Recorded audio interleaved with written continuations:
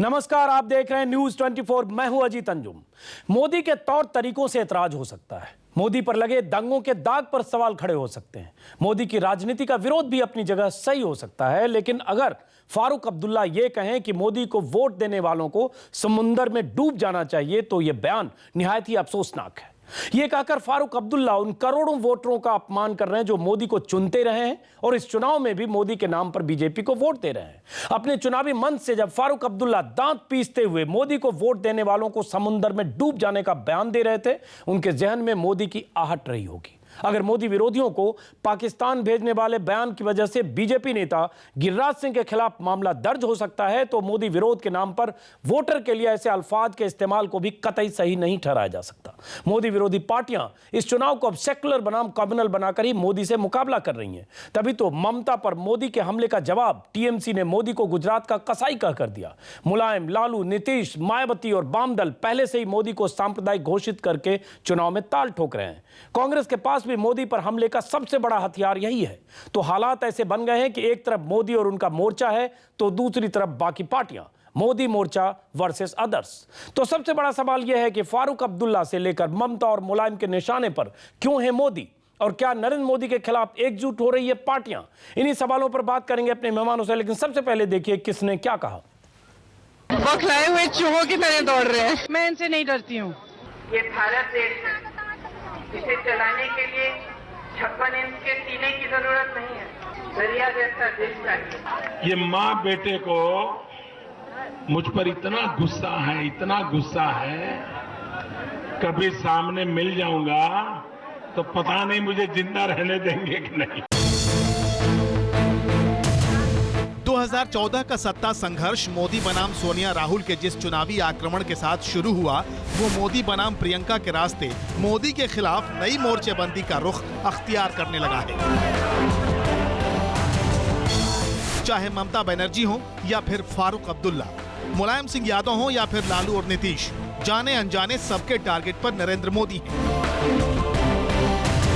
फारूक अब्दुल्ला मोदी को वोट देने वालों को समंदर में डुबोने की पैरवी करते हैं, तो मोदी अब्दुल्ला खानदान को धर्मनिरपेक्षता की परिभाषा बता रहे हैं। जो मोदी को वोट नहीं देगा उसको पाकिस्तान जाना चाहिए, जो मोदी को वोट देगा उसको समंदर के अंदर डूब जाना चाहिए। मोदी को वोट देने वालों को दरिया में डुबोने की बात करते हो। पहले आपके पिताजी, आपका बेटा कश्मीर की राजनीति को सारी दुनिया में कौमी रंग देने का पाप कश्मीर की धरती पर आपने किया है। बंगाल में मोदी ममता को शारदा चिट फंड घोटाले और पेंटिंग की कीमत के बहाने ललकारते हैं, तो 24 घंटे के अंदर तृणमूल कांग्रेस की पूरी पलटन बीजेपी के पीएम उम्मीदवार को जवाब देने के लिए मैदान में उतर आती है। पहले आपके पेंटिंग कभी 4 लाख में बिकते थे, कभी 8 लाख में बिकते थे, कभी 15 लाख में बिकते थे, लेकिन क्या कारण है 1 करोड़ 80 लाख में आपका चित्र बिका। देश गर्व करता है कि हमारे पास ऐसे चित्रकार हैं। The butcher of Gujarat says Mamata Banerjee pocketed 1.8 crore by selling a single painting of hers. The butcher of Gujarat should prove this. If he can't prove it, get ready to face defamation. ममता, फारूक, जयललिता, माया या फिर नवीन पटनायक, मोदी के खिलाफ सबके एक जैसे तेवर हैं और ये उनकी मजबूरी है। यही मजबूरी अब एक मोर्चे की शक्ल लेने लगी है, जैसे संकेत कांग्रेस की तरफ से मिल रहे हैं। हो सकता है कि नतीजों के बाद मोदी को दिल्ली के तख्त से दूर रखने के लिए कांग्रेस ऐसे ही किसी मोर्चे के साथ खड़ी हो जाए जो जादुई आंकड़े के करीब पहुंचता हो। इसीलिए सबसे बड़ा सवाल ये कि क्या मोदी के खिलाफ एकजुट हो रही हैं पार्टियां? Bureau report, news 24। मोदी बनाम आदर्श की शुरुआत तो बहुत पहले हुई थी, लेकिन हाल के दिनों में जिस ढंग से एक दूसरे पर हमले हुए हैं, तीखे हमले हुए हैं, उससे ये पोलराइजेशन की तरफ चुनाव बहुत तेजी से बढ़ा है। हालांकि 350 सीटों पर वोटिंग हो चुकी है, लेकिन बीते 1 हफ्तों में जिस तरह की बयानबाजियां हुई और बीते 3 दिनों में जिस ढंग के बयान आए हैं, और खास तौर से फारूक अब्दुल्ला ने जिस ढंग से कहा है, उसके कई मायने निकलते हैं। और साथ में ये कि ममता बनर्जी की तरफ से अगर ये कहा जाता है कि मोदी गुजरात के कसाई हैं, तो क्या मतलब है? क्या ममता नीतीश, लालू और तमाम मोदी विरोधी पार्टियां और रीजनल नेता क्या एकजुट होने की तरफ भी बढ़ रहे हैं? इसी पर चर्चा करेंगे हम, समझने की कोशिश करेंगे कि इससे क्या किसी नए किस्म की राजनीति की शुरुआत भी हो रही है, क्या इसका नया राजनीतिक निहितार्थ भी है। हमारे साथ स्टूडियो में है अभय कुमार दुबे, राजनीतिक विश्लेषक, मीम अफजल, कांग्रेस प्रवक्ता केसी त्यागी, जेडीयू नेता रामेश्वर चौरसिया, बीजेपी के प्रवक्ता। पहला सवाल केसी त्यागी जी आपसे ही, मैं कांग्रेस के पास जाऊं उससे पहले, जिस ढंग से फारूक अब्दुल्ला ने कहा, जब पहले गिरिराज सिंह ने कहा कि मोदी विरोधियों के लिए हिंदुस्तान में जगह नहीं, पाकिस्तान भेज देना चाहिए, निंदा भी हुई, लानत मलामत भी हुई, मामले भी दर्ज हुए, पार्टी ने उनसे पिंड भी छोड़ा लिया। अब फारूक अब्दुल्ला अगर कहते हैं कि मैं कहता हूं मोदी को जो वोट देगा उसे समंदर में जाके डूब मरना चाहिए, और ये कहते वक्त बहुत दांत पीस कर फारूक अब्दुल्ला बोलते हैं, तो क्या कहेंगे? आपका एक बयान मेरे पास आया है जिसमें आप एक तरह से फारूक अब्दुल्ला के साथ खड़े नजर आ रहे हैं। केसी त्यागी, कश्मीर के बारे में आपके चैनल पर मैं ऑन रिकॉर्ड कहना चाहता हूं, और मैं चाहता हूं मोदी जी या उनका कोई प्रवक्ता मेरी बात का खंडन करे। 15 अगस्त 1947 को जब देश आजाद हुआ था, कश्मीर रियासत को छोड़कर के सारी रियासतें इसमें मर्ज कर गई थी। जवाहरलाल नेहरू ने शेख अब्दुल्ला साहब को मोबिलाइज किया, जेल से छुटवाया। नहीं केसी त्यागी, 26 मेरा सवाल स्पेसिफिक है। केसी त्यागी, मेरा सवाल स्पेसिफिक है कि अगर फारूक अब्दुल्ला ने कहा कि जो लोग, मैं कहता हूं कि जो मोदी को वोट देगा उसे समंदर में जाके डूब जाना चाहिए, पहले इस बयान की निंदा करते हैं या इस बयान के साथ हैं आप? मैं इसकी सफाई में ये कहना चाहता हूं कि सिर्फ और सिर्फ शेख अब्दुल्ला के प्रयासों की वजह से ही कश्मीर का भारत में विलय हुआ, नंबर 1। नंबर 2, धारा 370 जब लगाई गई, उस कैबिनेट की मीटिंग में भाजपा के जनसंघ के जो संस्थापक थे श्री श्यामा प्रसाद मुखर्जी मौजूद थे। श्री श्यामा प्रसाद उस पहलू पर बात करेंगे, उस आरोप प्रत्यारोप पर जब बात आएगी केसी त्यागी बात करेंगे। नहीं केसी त्यागी, उस आरोप प्रत्यारोप पर अगले हम 3-4-5 मिनट में बात करेंगे, आपकी राय लेंगे। मैं पूछना चाह रहा हूं कि अगर फारूक अब्दुल्ला कहते हैं कि मोदी को वोट देगा, जो वोट देगा उसे समंदर में डूब जाना चाहिए।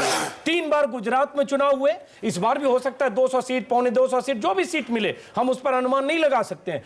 लेकिन क्या मतदाताओं के लिए अगर फारूक अब्दुल्ला ऐसे शब्द का इस्तेमाल करते हैं, आप इस बयान के साथ हैं या नहीं है, या निंदा करते हैं? मैं श्री गिरिराज सिंह के, श्री नरेंद्र मोदी के और श्री फारूक अब्दुल्ला तीनों के बयान की निंदा करता हूं। प्रधानमंत्री पद के गंभीर दावेदार को, कश्मीर की जनता को और उसके शानदार नेता को इस तरह से धमकाने की कोई आवश्यकता नहीं है। अटल बिहारी वाजपेयी कश्मीर जाकर के कश्मीर के नौजवानों को मुख्य धारा में लाने का प्रयास कर रहे थे, और देश के जो तथाकथित होने वाले भावी प्रधानमंत्री हैं वो धमका रहे हैं कि जानते नहीं हो, हम ये कर देंगे, हम वो कर देंगे। तो बयान तो तीनों ही नेताओं के उबाल भरे हुए हैं। आप मुझसे एक के लिए क्यों पूछना चाहते हो? नहीं दूसरे पर भी बात करने का किसको अधिकार है? दूसरे पर भी बात करेंगे केसी त्यागी, लेकिन ये बहुत अहम है। नरेंद्र मोदी ने फारूक अब्दुल्ला के इस बयान का जो जवाब दिया उस पर भी बात करेंगे, उसके बाद उमर अब्दुल्ला ने कहा वो भी। लेकिन मैं फिर कहूंगा, क्या आपको लगता है फारूक अब्दुल्ला जैसे शख्सियत जो मुख्यमंत्री रहे, कई बार केंद्र में मंत्री हैं, अगर वो कहते मतदाताओं के लिए कहते हैं कि जो वोट देगा मोदी को, मैं कहता हूं वोट देने वालों को डूब जाना चाहिए समंदर में, इसकी निंदा करके आपको ये मांग नहीं करनी चाहिए कि फारूक अब्दुल्ला माफी मांगे, अपने बयान को वापस लें? वो तो कायम है अपने बयान पर, आप जैसे लोग घुमा फिरा कर एक तरह से फारूक का समर्थन कर रहे हैं। मैं घुमा फिरा करके नहीं कहता हूं, मैं फारूक अब्दुल्ला के बयान की निंदा करता हूं, लेकिन सिर्फ फारूक अब्दुल्ला के पिताजी की वजह से ही कश्मीर का भारत में विलय हुआ था।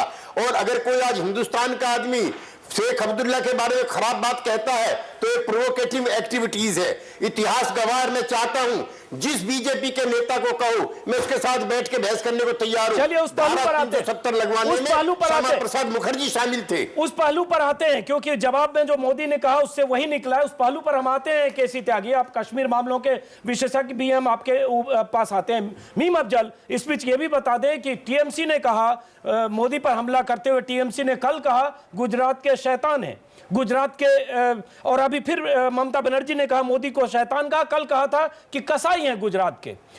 मीम अफजल, मैं फिर वही पहले उस पर चाहूंगा, चूंकि आपकी सरकार में मंत्री हैं फारूक अब्दुल्ला, कि अगर वो मतदाताओं के लिए ऐसे शब्द का इस्तेमाल करते हैं कि मतदाताओं को समंदर में जाकर डूब मरना चाहिए, मुझे लगता है कांग्रेस के नेताओं को इस बयान की निंदा करनी चाहिए और ये कहना चाहिए कि कम से कम मतदाताओं के लिए ऐसे अल्फाज का इस्तेमाल ना करें। मोदी के लिए जो बोल रहे हो तो बोल ही रहे हैं, उसमें कहीं सीमा तो है ही नहीं। मीम अफजल, देखिए, सबसे पहले तो मैं बताऊं कि सबसे पहला बयान इस सिलसिले में सुबह को मैंने ही दिया कांग्रेस पार्टी की तरफ से, और हमने ये कहा कि इस तरह के शब्दों का इस्तेमाल नहीं करना चाहिए। तो इसलिए ये सवाल नहीं पैदा होता कि कांग्रेस ने इसके बारे में कुछ नहीं कहा। हमने सुबह ही कहा था ये अल्फाज ठीक नहीं है, और अभी केसी त्यागी साहब ने भी ये कहा कि ये ठीक नहीं है। मेरे ख्याल में गलत बयान के साथ कोई खड़ा नहीं हो सकता, लेकिन मैं एक बात कहना चाहता हूं कि हमेशा एक्शन का रिएक्शन होता है। मोदी जी मुसलसल हर स्टेट में जाकर हर एक के बारे में कुछ ना कुछ ऐसी टिप्पणी करते हैं कि रिएक्शन होता है। मेरे ख्याल में यही उनकी राजनीति है और इसी से वो आगे बढ़ना चाहते हैं। लेकिन इस राजनीति का जो केंद्र बिंदु है वो है पोलराइजेशन। आज जो उन्होंने एक बात कही, उसके जवाब में जो फारूक अब्दुल्ला साहब ने कहा, मैं उसकी सपोर्ट में नहीं खड़ा हो रहा हूं, लेकिन ये कहना कि वहां कश्मीरी पंडितों को जो है निकाला है और इसके लिए इनका खानदान जिम्मेदार है, इनके बाप जिम्मेदार हैं, मैं इनको बताना चाहता हूं। और अजीत अंजुम साहब, तो आप तो खुद गवाह हैं, मैं भी उस वक्त पार्लियामेंट का मेंबर था जब कश्मीर में जगमोहन को गवर्नर बनाया गया था।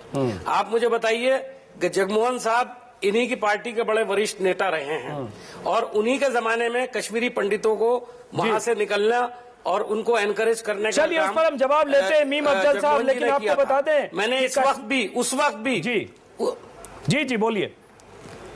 उस वक्त भी मैंने इस बात की मुखालफत की थी कि ये जो कश्मीरी पंडितों को निकलवाने का काम कर रहे हैं जगमोहन, ये गलत काम कर रहे हैं, इससे देश का बड़ा नुकसान होने वाला है। और आज मैं देख रहा हूं कि कश्मीरी पंडित जो बेचारे यहां आए वो वापस नहीं जा पा रहे हैं, जबकि मैं समझता हूं कि उनको वापस जाना के पास चलते। मीम अफजल, समझ के आ रहा हूं, अभय दुबे आपके पास। रामेश्वर चौरसिया, जो फारूक अब्दुल्ला ने कहा वो तो निहायत गलत है, मतदाताओं के लिए ऐसे शब्दों का इस्तेमाल, लेकिन उसके बाद जो नरेंद्र मोदी ने कहा, जिसमें साफ साफ उन्होंने कह दिया कि श्रीमान फारूक अब्दुल्ला जी, आपके पिता की राजनीति के चलते कश्मीर का ये हाल हुआ और उसके बाद आपकी बेटे की राजनीति की वजह से हुआ और कश्मीर में पंडितों को निकाल दिया गया, ये तमाम बातें कही। अभी जो केसी त्यागी ने भी कही, मीम अफजल भी कह रहे हैं कि उस समय जगमोहन लेफ्टिनेंट जगमोहन राज्यपाल थे वहां के JNK के, और उसके बाद आपकी पार्टी में आए और मंत्री भी बने। तो एक तरह से आप ये भी जो बयान दे रहे हैं कश्मीरी पंडित बनाम कश्मीर, ये भी एक तरह से पोलराइजेशन कर रहे हैं और अर्ध सत्य है। अंजुम जी, मैं एक रिक्वेस्ट करूंगा, मैं जब बोलूं मैं छोटा छोटा जवाब दूंगा, आप फिर बीच में प्रश्न मत कीजिएगा, बाद में कर लीजिएगा। मैं आपसे आग्रह करता हूं, शुरुआत कर रहे हैं, मैं फिर बोल नहीं पाता क्योंकि आपकी आवाज रिवर्बरेट करती है। चलिए बोलिए।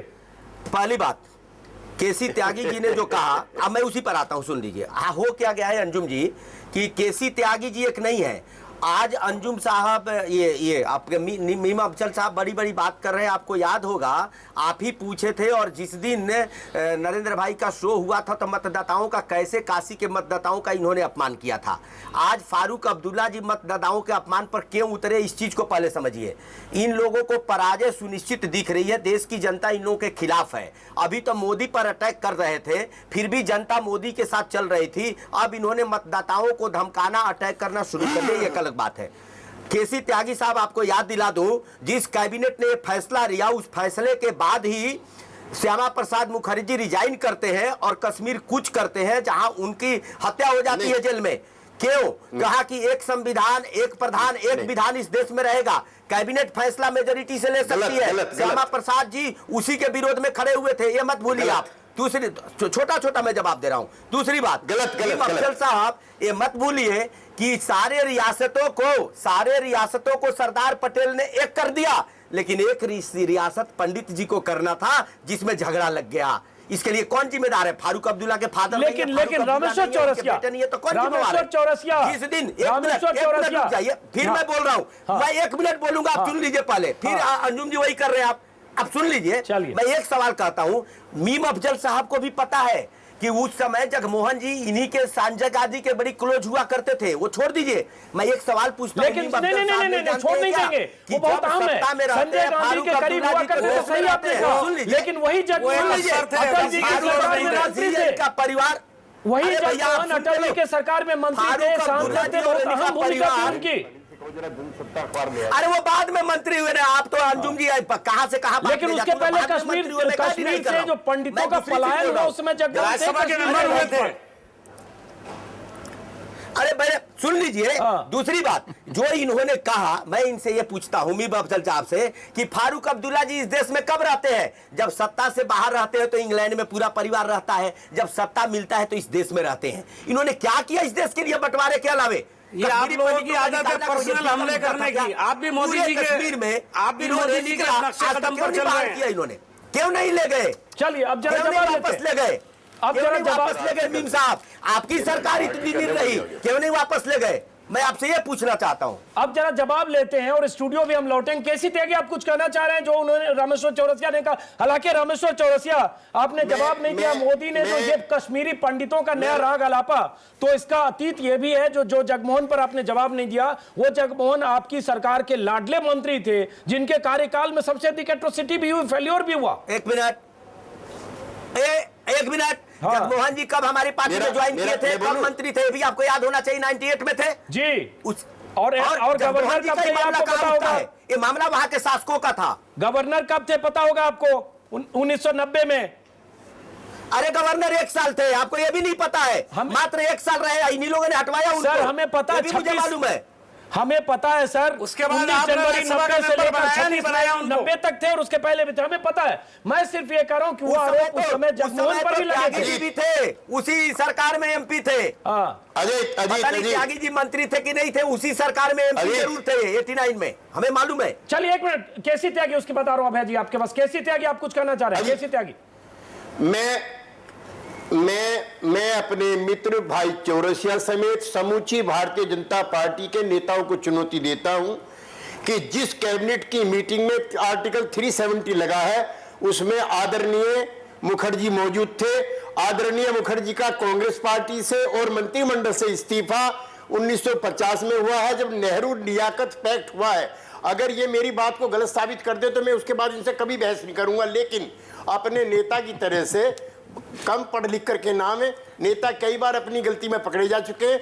चौरसिया जी मेरी बात को मान लीजिए, वरना आप गलत साबित हो जाएंगे। चौरसिया जी जरा जवाब दे दीजिए, उसके बाद अभय दुबे के पास आऊंगा। चौरसिया जी एक मिनट, फैक्ट करेक्ट कीजिए अगर केसी त्यागी गलत बोल रहे हैं तो। देखिए एक मिनट, अरे सुन लीजिए भैया, आप सवाल जब ज्यादा लंबा पूछ देते हैं, सुन तो लीजिए। त्यागी जी, ये मामला एक चीज का नहीं होता है। नीतीश कुमार जी हम लोगों पर 2 साल तक आरोप लगाने के बाद अलग हुए। ये मामला परकोलेट एक दिन में नहीं मेरे सवाल का जवाब नहीं है। एक के बाद एक चीजें आपको याद होना चाहिए।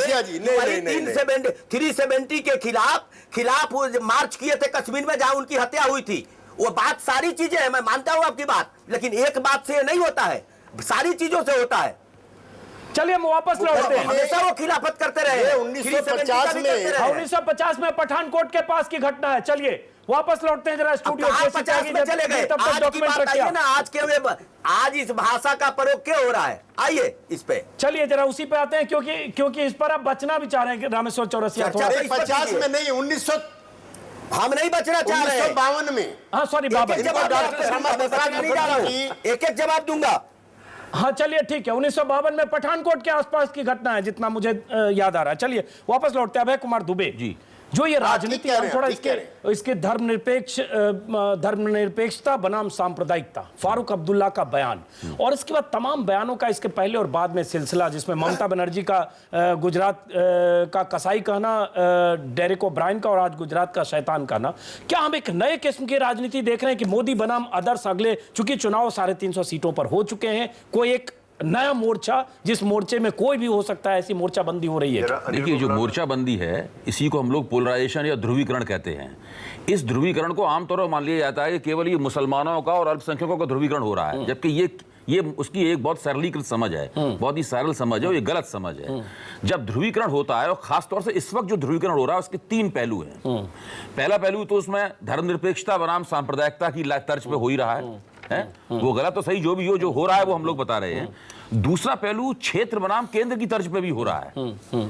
एक राष्ट्रीय पार्टी ये दावा कर रही है वो अकेली दम पे बहुमत ले आएगी और उसे क्षेत्रीय ताकतों की जरूरत नहीं है। मोदी टीवी पर आकर ये विज्ञापन में ये कहते हैं कि भारतीय जनता पार्टी के नेतृत्व में तमाम क्षेत्रीय शक्तियां, तमाम दल लड़ रहे हैं, आप अपना वोट दीजिए जो सीधा मुझे मिलेगा। आप समझ रहे हैं ना कि वो जिस तरह दे रहे हैं वो उनका बिल्कुल नया है। और तीसरा जो ध्रुवीकरण है वो भाजपा वर्सेस अदर्स है, यानी भाजपा बनाम अन्य है। पूरा ध्रुवीकरण भाजपा मोदी बनाम अन्य है। ये जो तीन तरह के ध्रुवीकरण हो रहे हैं, भारतीय जनता पार्टी और उसके प्रवक्तागण, उसके रणनीतिकार ये सोच के बहुत खुश होते हैं कि उन्होंने पूरे देश को अपने पूरे देश में पूरा देश मोदी के खिलाफ खड़ा हुआ है या मोदी के विरोधी एक तरफ हो गए हैं। तो उन्हें ये नहीं पता है कि केवल ये मुसलमानों का ध्रुवीकरण नहीं हो रहा है, बल्कि बड़े पैमाने पर उन हिंदू मतदाताओं का भी ध्रुवीकरण हो रहा है जो कि एक जगह जमा नहीं हो सकते, जो क्षेत्रीय ताकतों के साथ जुड़े हुए हैं, जो दलित मतदाता हैं, जो यादव मतदाता हैं। अगर भारतीय जनता पार्टी ऐसा न करती तो उन्हें उन मतदाताओं में जो भारतीय जनता पार्टी को कभी नहीं मिलते थे, हो सकता है कि मोदी की तथाकथित लहर के दम पे कुछ वोट उनके मिल जाते। लेकिन ऐसा करके उन्होंने उन मतदाताओं को भी दूसरे पाले में फेंक दिया है। सही कह रहे हैं, लेकिन एक सवाल तो यह भी उठता है कि जैसे मोदी के शुरुआती भाषण को देखे, जब कोलकाता गए थे पश्चिम बंगाल, तो उन्होंने एक तरह से ममता बनर्जी के लिए एक फिलर दिया था, संकेत दिया था, जिसमें उन्होंने कहा था केंद्र में मेरे साथ, राज्य में ममता बनर्जी के साथ, या आपके लिए बहुत बढ़िया स्थिति होगी और प्रणब दा को निगरानी करने दीजिए। पहली बार आपको याद होगा तो एक संकेत दिया था कि हम राज्य में ममता को छोड़ते हैं, और उसके बाद दोबारा जब आप गए तब सीधा अटैक ममता पर किया। इस तरह के संकेत जो है कोई ग्रहण नहीं करता है। किसी क्षेत्र में अगर कोई क्षेत्रीय ताकत मजबूत है, उसका वहां पे दबदबा है, वो अभी जबरदस्त चुनाव जीती है, उसके खिलाफ कोई खास एंटी इनकम्बेंसी नहीं है, तो ये मानना कि लोकसभा के चुनाव में उसको छोड़ के सब एक तथाकथित राष्ट्रीय पार्टी जिसका कुछ राज्यों में ही दबदबा है, जो वास्तव में पूरे देश की राष्ट्रीय पार्टी नहीं है, उसकी तरफ झुक जाएंगे, ये बहुत बड़ी गलतफहमी है और अपने आप को गलतफहमी में डालना है। भाजपा न केवल जो प्रचार दूसरों को थमा रही है, वो खुद ही उस प्रचार के जरिए एक खास तरह के विश्वास की शिकार होती जा रही है। खास तरह के विश्वास की शिकार होती जा रही है भाजपा। रामेश्वर चौरसिया, अभय दुबे ने एक विश्लेषण किया, आपने सुना होगा। हालांकि ये तो सच है कि जितने बयान आ रहे हैं लगातार मोदी पर हमले हो रहे हैं, मोदी को लेकर अभी एक ममता बनर्जी एक छोटी सी बात और कह दूं, एक सिर्फ बयान दर्शकों को बता दें, अभी ममता बनर्जी का एक बयान और आया है कि मोदी अगर देश के प्रधानमंत्री बने तो देश में अंधेरा छा जाएगा। तो अभय दुबे, ये भी सिग्निफिकेंट है कि आप बहुत तरह से डरा रहे हैं, अंधेरा छा जाएगा, शैतान है, कसाई है और न जाने क्या क्या। मोदी भी डरा रहे हैं, उसके बदले मोदी कह रहे हैं, अभी सब युवकों से अपील करते हैं मोदी, तो कहते हैं कि अगर आपने वो, तो आपकी जिंदगी 18 से 28 साल के बीच के युवक, उनकी जिंदगी अगर उन्होंने हमारी सरकार ने, उनकी जिंदगी तबाह हो जाएगी। तो वो भी ऐसा कर रहे हैं। मैं सिर्फ ये कह रहा हूं कि भाजपा की जो मौजूदा रणनीति है, ये वो रणनीति है जो कांग्रेस पहले अपनाती थी। कांग्रेस सारी क्षेत्रीय शक्तियों को अपने खिलाफ कर लेती थी। आज भारतीय जनता पार्टी ने पहली बार अपने, जब से भारतीय जनता पार्टी का 90 के दशक के मध्य से उभार हुआ है, पहली बार तमाम क्षेत्रीय ताकतों को, बड़ी और मजबूत क्षेत्रीय ताकतों को अपने खिलाफ कर लिया है। तो ये रामेश्वर चौरसिया, ये स्ट्रेटजी भी हो सकती है, जानबूझकर धीरे धीरे कुछ संकेत, सकारात्मक संकेत या लचीला संकेत गया और उसके बाद धीरे धीरे मोदी बनाम अदर्स हो गया। रामेश्वर चौरसिया, जैसा कि अभय कुमार दुबे कह रहे हैं कि धीरे धीरे स्थिति ये हो गई कि हर राज्य के जो रीजनल छत्रप हैं वो सब मोदी के खिलाफ। इन्हीं छत्रपों के दम पे भाजपा सत्ता में आई थी केंद्र में। जी रामेश्वर चौरसिया, देखिए, ये तो फ्रेम ऑफ रेफरेंस समय की बात होती है। अभय दुबे जी ने सही कहा, सांप्रदायिकता एक मुद्दा है। अभय दुबे जी, मैं आपको बता दूं, इस देश में अब इस लहर में विकास मुद्दा है, सांप्रदायिकता नहीं है, इसीलिए सारी पार्टियां परेशान है। पहले तो अपना अपना भाषण करने का तरीका आपको लगता होगा, मुझे नहीं लगता है। दूसरी बात, आपने जो बात कही 25 पार्टियां मेरे साथ आई है क्षेत्रीय, वो छोड़ दीजिए, अलग विषय है। आप कहेंगे बड़ी अलग बात,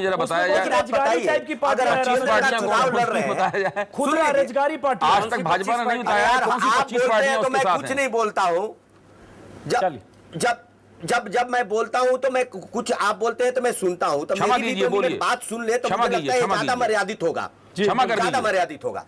आपने जब बोला, मैं आपको याद दिला दूं, जब हम उनके खिलाफ चुनाव लड़ रहे प्रदेशों में तो हम तो अपनी बात कहेंगे और उनकी कमियां ही निकालेंगे। दूसरी बात, मैं आपको कह रहा हूं, हम केंद्र का चुनाव लड़ रहे हैं तो केंद्र की तरह ही चुनाव लड़ेंगे, प्रदेश की तरफ नहीं लड़ेंगे। और एक बात अभय दुबे जी बता दूं आपको भी, आपके मार्फत देश को भी, देश की जनता बहुत अब प्रबुद्ध हो चुकी है। आपने देखा यूपी में जो चुनाव हुआ, कोई मुलायम सिंह जी को 150 से ज्यादा नहीं दे रहा था। देश की जनता चाहती है मिली जुली नहीं, एक साफ सुथरी सरकार बने, मेजोरिटी के साथ बने, और वो लहर आपको दिख रहा है। जब हमारी कैंपेन शुरू हुआ था, इन पर क्यों थोप रहे हैं? नहीं थे जो आकलन था।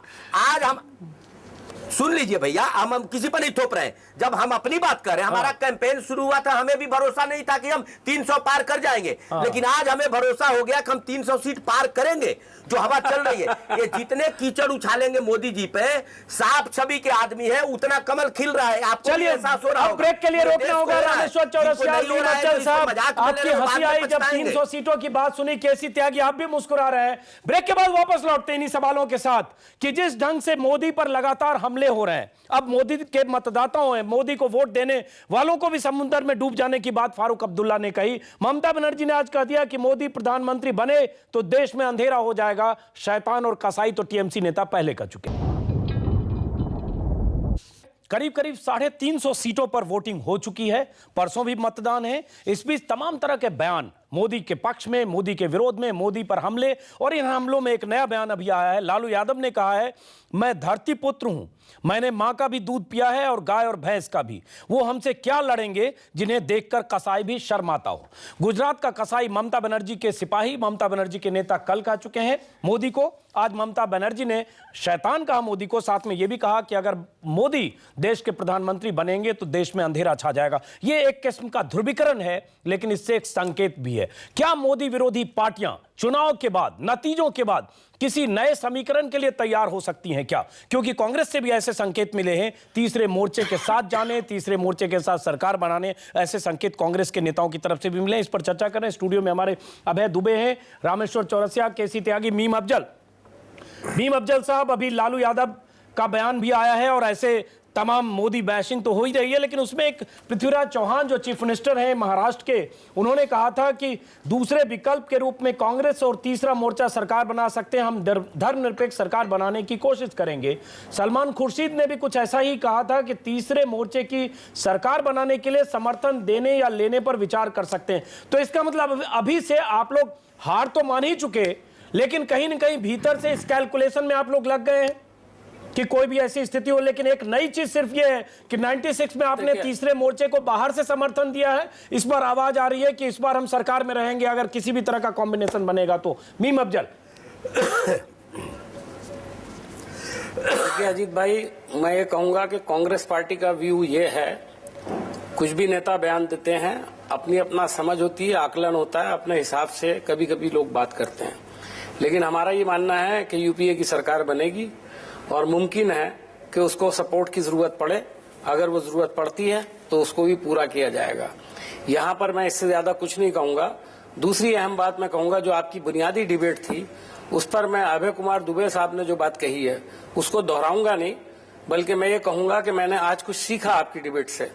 मैंने शायद एक छोटा मोटा सियासी आदमी होने के तरह हम भी जो स्टडी करते हैं उसमें इस एंगल से स्टडी नहीं किया है। ये आपकी डिबेट का हासिल है आज की तारीख में कि आपने एक अच्छा आकलन किया। शायद मैं उस अंदाज से कभी पॉलिटिक्स को नहीं देख रहा था। आज तक हमको जो फिक्र थी वो एक ही तरह की फिक्र थी कि कम्युनल राजनीति हो रही है रिलीजन के नाम पर। लेकिन जो आपने दो दूसरे बिंदु उठाए हैं वो बड़े इंपॉर्टेंट हैं और ये इस बात का इशारा करते हैं कि आने वाली राजनीति मोदी वर्सेस तमाम पूरा देश होगी।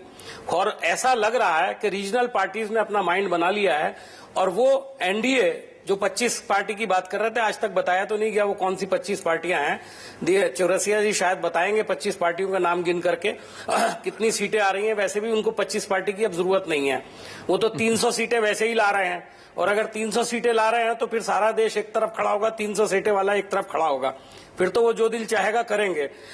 फिर हमें न कश्मीर के किसी मसले पर परेशान होने की जरूरत है, बल्कि ये मानना चाहिए कि सारे काम वही होंगे जो मैनिफेस्टो में बताए गए और खासतौर पर आखिर में जो 3 पॉइंट बताए गए हैं वही होंगे। एक बात मैं और कहना चाहता हूं, एक जरा सी मैं तवज्जो दिलाना चाहता हूं, ये जो बयानबाजी शुरू हुई है, देखिए मैं आपको ये 5 लोगों के बयान हैं। पहला बयान है प्रोफेसर विजय कुमार मल्होत्रा का, जो उन्होंने ओखला के लोगों के बारे में कहा ये आतंकवादियों का इलाका है। दूसरा बयान आया अमित शाह साहब का, जो उन्होंने बदले की राजनीति। तीसरा बयान आया गिरिराज सिंह जी का, जो पाकिस्तान भेज रहे थे। चौथा बयान आया तोगड़िया जी का, जो अकलियत के लोगों के घरों पर कब्जा करवाने की बात कर रहे थे। और पांचवा बयान आया बाबा रामदेव का। ये संघ परिवार के लोग किस किस्म की राजनीति कर रहे हैं ये बताने की जरूरत नहीं है। चलिए, ये तो ध्रुवीकरण एक ही तरह का है, लेकिन जो बाबा रामदेव का बयान है। जी जी जी जी जी चलिए, बाबा रामदेव का बयान मैंने अपनी बात कह दी। जी जी रामेश्वर चौरसिया, स्टूडियो में लौटने से पहले रामेश्वर चौरसिया, एक तरह से एक ध्रुवीकरण के नाम पर जो राजनीति हो रही है कुछ विश्लेषण अभय कुमार दुबे ने भी कहा। उन्होंने एक सवाल भी उठाया कि 24-25 पार्टियों की आप बात कर रहे हैं, मोदी लहर ऐसे ही है तो बाकी पार्टियों की जरूरत नहीं होगी। और जरा एक बार 24-25 पार्टियां कौन है ये हम लोग भी जरा एक बार सुन लें ताकि ऑन रिकॉर्ड जानकारी मिल जाए। रामेश्वर चौरसिया, गुस्ताखी माफ, कोई पत्रकार उनसे पूछता नहीं है मोदी से। आपको भी पता है, हम जब बताएंगे, जब अभय जी जब हम बताएंगे, कहीं आप ईमेल दीजिए, मैं भेज देंगे। 4 पार्टियां तो हमारी तमिलनाडु में है, आंध्रा में है, बिहार में है। आपको ये पता ही नहीं है तो आपको तो बड़ी पार्टियों की चिंता है ना, वो छोड़ दीजिए, हम आपको भेज देंगे ईमेल। 25 पार्टियां हैं हमारे पास। एक चीज और आपको मैं बता दूं, अभय जी ने एक बात कही थी, आपने बोला हम कहां कह रहे हैं लोकतंत्र की खूबसूरती है अभय जी कि प्रधानमंत्री भी कहीं से लड़ता है तो 100% वोट नहीं मिलता है। खाली हिंदू मुस्लिम का सवाल नहीं है, लोकतंत्र की खूबसूरती है कि सबके अपने अपने वोट है। लेकिन जिस बात की आप इंगित कर रहे हैं, मैं आपको बताऊं, कांग्रेस तो डबल फिगर में पहुंच रही है, बाकी कोई पार्टियां तो डबल फिगर में नहीं पहुंच रही हैं। और आप देख रहे हैं कि देश का जो माहौल है, देश ने तय कर लिया है कि एक मजबूत और पूरी मेजोरिटी वाली सरकार बनानी है। और यही कारण था कि पिछली बार कांग्रेस को 200 से ज्यादा सीटें मिली थी। कांग्रेस के खिलाफ पूरा माहौल है, केंद्र में सपा बसपा सरकार नहीं बना सकती है, तो पूरे देश में लोग चाहते हैं कि मोदी की एक मजबूत सरकार बने। 60 साल तो इनको दिया, 60 साल में तो यही कहते रहे, सांप्रदायिकता, रीजनलिज्म, इन्हीं की देन है ना जो बोल रहे हैं, मौत के सौदागर। एक बात मैं बता दूं नीम अफजल साहब, बाकियों से मुझे ऑब्जेक्शन नहीं है, आप 60 साल राज किए, कम से कम आप जो भाषा बोलते हैं, आपके सलमान खुर्शीद हो कि सोनिया जी हो, आप समझिए पूरी दुनिया देख रही है। हार की बौखलाहट से इस तरह की भाषा नहीं बोला जाए। आज प्रियंका जी चूहा बोल रही हैं, कम से कम आप सोचिए क्या बोल रहे हैं, दुनिया देख रही है आपको। लोकतांत्रिक मर्यादा जवाब देंगे, उसके बाद इसका नहीं, उसके बाद जवाब देंगे, उतना वोट जवाब देंगे। हालांकि मैं जवाब दे सकता हूं, लेकिन आप जवाब दीजिए तो बेहतर है। देखिए, मेरे पास बयानों की लिस्ट है कि बीजेपी नेताओं ने क्या कहा, लेकिन पिछले 8 महीने से जिस किस्म की कटाश कर रहे हैं, देखिए पिछले 8 महीने से मोदी जी जिस तरह की कटाश कर रहे हैं नेहरू गांधी परिवार के ताल्लुक से, खास तौर पर वो इस बात का अपने आप में सबूत है कि वो इस देश में कौन सा खेल और कौन सी राजनीति कर रहे हैं। और उन्होंने विकास की ट्रेन शुरू की थी गुजरात से, जो मुजफ्फरनगर में आकर के ध्वस्त हो गई और वहां बदले की भावना में बदल गई। चलिए, मुझे ये सब बताने की जरूरत नहीं है, अल्फाज की बात करते हैं आप। मेरा कहना यह है कि एक्शन का हमेशा रिएक्शन होता है, और इस बात को जमा खातिर रखें कि अगर इस तरह के एक्शन होंगे तो रिएक्शन भी दिखाई देगा। बहुत दुर्भाग्यपूर्ण है अगर आप ये कहते हैं एक्शन के विपरीत रिएक्शन होता है। यही इल्जाम राजीव गांधी पर है, इसी तरह के बयान का इल्जाम है। मुझे लगता है आप लोग अगर आप कहेंगे न्यूटन का लॉ हर जगह लागू मत करिए प्लीज। मुझे लगता है यहाँ संयम की जरूरत है, न्यूटन का लॉ मत लागू करिए, क्रिया के विपरीत प्रतिक्रिया। लेकिन आप दोनों को रोका, क्यों आग्रह किया अजीत अंजुम साहब? मैंने कहा आपसे कि मैं फारूक अब्दुल्ला को नहीं रोक सकता, आपके नेता ममता बनर्जी को नहीं रोक सकता, राहुल जी के रोल मॉडल, मैं मुलायम सिंह जी को नहीं रोक सकता, लेकर के घूमने अपनी पार्टी के बारे में कह सकता हूं, लेकिन आप दूसरों की पार्टियों की क्या गारंटी दे सकते हैं?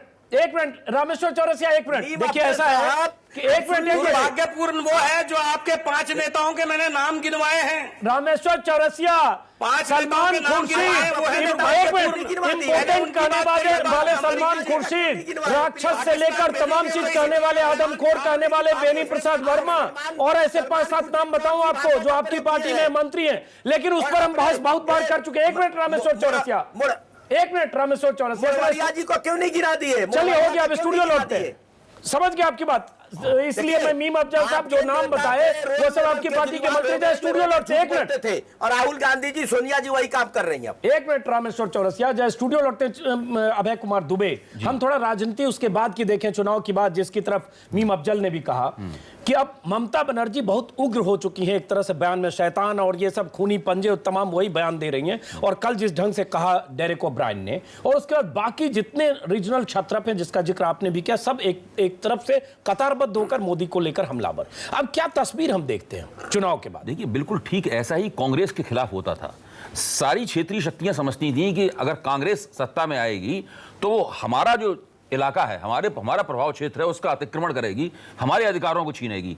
अब सारी क्षेत्रीय शक्तियों को लगने लगा है अगर मोदी केंद्र में सत्ता में आएंगे तो वो हमारे क्षेत्र का अतिक्रमण करेंगे और केंद्र का रुतबा हमारे ऊपर गालिब होगा। ये बात भारतीय जनता पार्टी के लिए बहुत नुकसानदेह है। देखिए, भारतीय जनता पार्टी मजबूत विकेट पर बल्लेबाजी कर रही थी, कांग्रेस की सरकार के खिलाफ नाराजगी थी, उससे भारतीय जनता पार्टी को लाभ हो रहा था, उनकी चुनाव मुहिम भी बड़ी नियोजित थी, बढ़िया तरीके से चुनाव मुहिम चला रहे थे, खूब संसाधन झोंक के वो अच्छी तरीके से अपना प्रचार कर रहे थे। लेकिन पिछले 15-20 दिन से उन्होंने जिस तरह की रणनीति अख्तियार की है, उस रणनीति से उनका जो मजबूत विकेट है उसके नीचे थोड़ा सा पोलापन आना शुरू हुआ है। और इस बात को वो समझ नहीं रहे हैं, उनके इस बात का उन्हें काफी नुकसान होगा। काफी नुकसान होगा। ये अभय कुमार दुबे का एनालिसिस है। रामेश्वर चौरसिया 30 सेकंड, उसके बाद केसी त्यागी के पास जाना है। रामेश्वर चौरसिया। हाँ, अभय जी अपनी जगह सही हो सकते हैं, लेकिन एक बात बताइए अभय जी, जब हम जाएंगे वेस्ट बंगाल में तो हम जीतने की कोशिश करेंगे कि ममता जी को सहलाने की, जब हम जाएंगे बिहार में तो लालू जी के और नीतीश कुमार के खिलाफ अपनी सीटें बढ़ाने की कोशिश करेंगे कि उनकी भाषा बोलेंगे। ये तो हम स्ट्रेटजी है, हर पार्टी की है, हर पार्टी अपनी सीटें बढ़ाना चाहती है। ये तो चुनाव के बाद की बात है। जो आप कह रहे हैं कि कौन पार्टियां किसके साथ आएगी, अलग विषय है। अगर हमें ये विश्वास हो रहा है, देश की जनता विश्वास दिला रही है, हम जीत रहे हैं, तो हम वहां जाकर के अगर हम सॉफ्ट होते हैं तो उस पर आप बहस कराएंगे कि ये चुनाव क्या लड़ रहे हैं, तो ममता जी के गोद में जाके बैठ गए। हम वो काम नहीं कर रहे, हम सच्चाई से चुनाव लड़ रहे हैं, एकदम सच का सामना कर रहे हैं। रामेश्वर चौरसिया जिसके खिलाफ लड़ रहे हैं उसके खिलाफ हम बोलेंगे। चलिए रामेश्वर चौरसिया, आपने अपनी बात कही, जरा केसी त्यागी के पास चलते। केसी त्यागी जी, अल्टीमेटली पिछले 1 महीने की बयानबाजियों को देखें तो मोदी बनाम आदर्श हो गया और मोदी को वही शैतान से लेकर राक्षस से लेकर और कसाई से लेकर तमाम आरोप, आदमखोर और तमाम चीजें, और लग रहा है एक तरफ मोदी है। आप जयललिता को देखिए, जयललिता मोदी को व्यक्तिगत रूप से पसंद करती हैं क्योंकि उन्होंने भी नरेंद्र मोदी और भारतीय जनता पार्टी के ऊपर बहुत ही कड़े प्रहार किए हैं। वो भी साधारण राजनीति, जबकि कहा जा रहा है कि मोदी से उनकी दोस्ती रही। साधारण राजनीति, खुद भी कहती है मोदी मुझे पसंद है। साधारण राजनीतिक आलोचना से परे जाते हैं वो प्रहार। तो ऐसा क्यों हो रहा है? केसी त्यागी, तो चुनाव तो यही हो गया ना त्यागी जी कि मोदी बना आदर्श, और उसमें चुनाव के बाद की स्थितियों में इस तरह की मोर्चाबंदी, किस तरह की मोर्चाबंदी हो सकती है और उस मोर्चे में आपकी क्या भूमिका हो सकती है? केसी त्यागी, एक मिनट केसी त्यागी एक मिनट त्यागी जी, एक मिनट। अभय जी, जो आप बोले थे उसका कारण यह है कि हमने वहां विजयकांत से समझौता किया, एमडीएमके से कर दिया, पीएमके से कर दिया, इसीलिए ये बात आ गई। चलिए जरा केसी त्यागी से जवाब लेते हैं। केसी त्यागी, तो नेचुरली जयललिता, केसी त्यागी, माफ करिए देर से आ रहा हूं, त्यागी जी।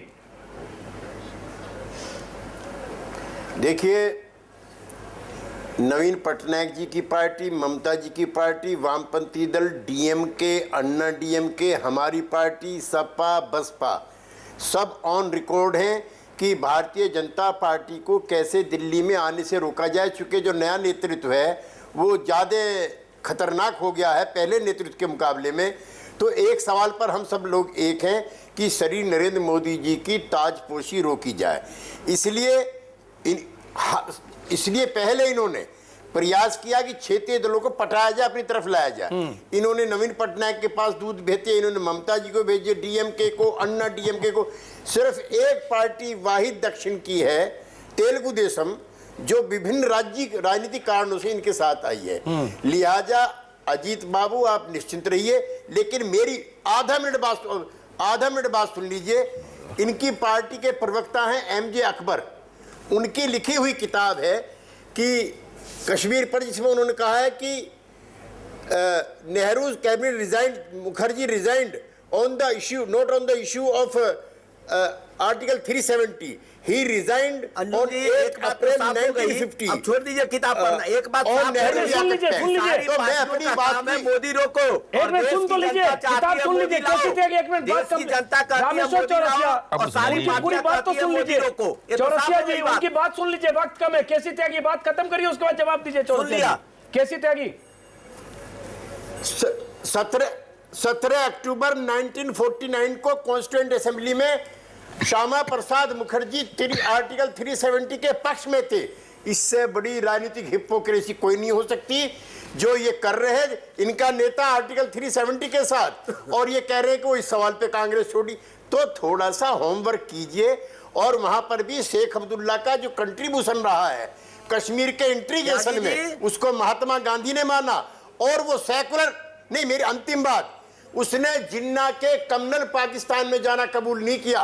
वो महात्मा गांधी के सेकुलर इंडिया में रहा, जिस फैब्रिक को आज आप खराब करना चाहते हो। चलिए रामेश्वर चौरसिया जवाब दीजिए जल्दी, वक्त कम है।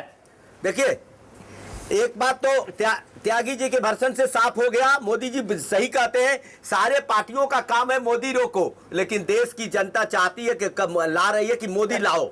दूसरा, त्यागी जी जो ये बात किताब की लिखी करे, बहुत सारी किताबें में बहुत बातें लिखी गई है। आपको त्यागी जी ये पता होना चाहिए, इन्हीं सब मुद्दों को लेकर के श्यामा प्रसाद मुखर्जी जी बाहर आए और जनसंघ की स्थापना हुआ और इन्हीं मुद्दों के खिलाफ अभियान छेड़े। हाँ, उस समय कैबिनेट में थे तो कैबिनेट में मेजोरिटी से फैसला होता है, आपको भी पता है। चलिए, ये एक अलग मुद्दा है। रामेश्वर आप जो पुरानी चीजों को निकाल रहे हैं, कारण क्या था मोदी श्यामा प्रसाद मुखर्जी को हटने का? श्यामा प्रसाद मुखर्जी हट के पार्टी बनाए, कोई बड़ी पार्टी में तो नहीं आए थे। चलिए, आपने अपना जवाब दे दिया रामेश्वर चौरसिया। रामेश्वर चौरसिया आपने अपना जवाब दे दिया, वक्त कम है। लेकिन इस बीच हमारे पास वो लिस्ट है रामेश्वर चौरसिया, जो 28 दल आपके साथ है। रामेश्वर चौरसिया, जो आपने 24-25 का, उसमें 3 ज्यादा है, मेरे पास लिस्ट है। और मैं आपको रामेश्वर चौरसिया जी सुन लीजिए, इसमें महाराष्ट्र की 2 पार्टियां, राष्ट्रीय समाज पक्ष फाउंडेड इन 2003 किसी एमएलए ने बनाया। दूसरा है स्वाभिमान पक्ष फाउंडेड बाय राजू शेट्टी, मैं नहीं जानता, आप जानते होंगे। इसी तरह से कुछ खुदरा और रोजगारी पार्टियां हैं अलग अलग राज्यों की, जिसका नाम मैंने पहली बार जनरल नॉलेज में सुना है। आप एक बार ईमेल पर पढ़ लीजिएगा, मेरे पास सामने है। सवाल उठता है, इसको आप कहकर 28 पार्टियां कह सकते हैं, लेकिन इसमें पार्टी के नाम पर 5-6 है रामेश्वर चौरसिया जी, और बाकी तो आप कहीं रहे बिग ब्रदर है, आपकी पार्टी के नेता कह रहे 250-300 सीट आप ही को मिलेगी। मुझे लगता है इनमें से कई पार्टियों की ना आपको जरूरत होगी और ना आप इन्हें तवज्जो देंगे। रामेश्वर चौरसिया जी 30 सेकंड। देखिए, एक मिनट अंजुम जी, आप जो बोल रहे हैं ये कह करके छोटी पार्टियों का अपमान नहीं कीजिए। नहीं, अपमान नहीं कर रहा हूं। प्रदेश में किसी प्रदेश में बड़ी पार्टी भी है। सुन लीजिए, अरे पूरी बात सुन लीजिए। अगर अरुणाचल में 2 सीट है, वहां एक पार्टी है तो वो छोटी होगी, रीजनल होगी। मणिपुर में एक पार्टी है तो 1 सीट है तो वो रीजनल, 2 सीट है तो वो तो छोटी पार्टी होगी। हमारे साथ विजय पांडे लीडर ऑफ अपोजिशन है, चंद्रबाबू नायडू है, रामविलास पासवान है, इनको आप छोटी पार्टी नहीं, उनको नहीं कर रहा हूं। देखिए, ऐसा है, मैं जानता हूं कि 5-6 पार्टियां कौन है, लेकिन जनसेना पार्टी आंध्र प्रदेश। देखिए, चलिए इस पर बात किसी और दिन कर लेंगे। मुझे पता है 28 पार्टियों की लिस्ट में किस पार्टी के कितने सांसद होने वाले। लेकिन चलिए, इस कार्यक्रम को चौरसिया जी यही खत्म करते हैं। चूंकि आपने कहा आप ईमेल भेजेंगे, इसलिए लिस्ट मेरे पास था, मैंने आपको बता दिया। आपने 24-25 कहा, आपके पास 28 है, काफी है सर। ब्रेक के बाद देखिए हमारा खास कार्यक्रम महाभारत। आप सभी मेहमानों का बहुत बहुत शुक्रिया। एक नए किस्म की राजनीति की शुरुआत हो रही है, संकेत मिल रहे हैं मोर्चेबंदी की। मोर्चा होगा मोदी के खिलाफ। उस मोर्चे में कांग्रेस भी हो सकती है, बाकी पार्टियां भी, लेकिन कौन क्या होगा, तस्वीरें धीरे धीरे खुलेगी। आप इंतजार करिए।